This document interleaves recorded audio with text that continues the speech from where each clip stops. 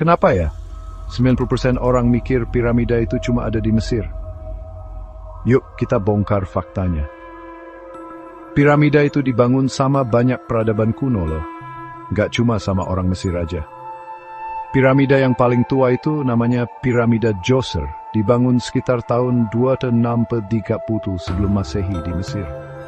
Tapi, kalian tahu nggak sih kalau di Meksiko itu piramidanya lebih banyak dari Mesir? Piramida Matahari di Teotihuacan itu salah satu yang paling gede loh.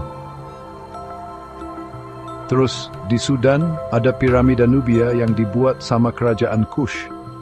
Bangunan-bangunan ini dipakai buat makam, kuil, bahkan tempat buat ngamatin bintang-bintang.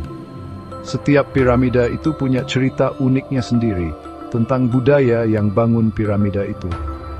Jadi, lainnya kalau kalian kepikiran soal piramida, ingat ya, piramida itu nggak cuma keajaiban Mesir aja.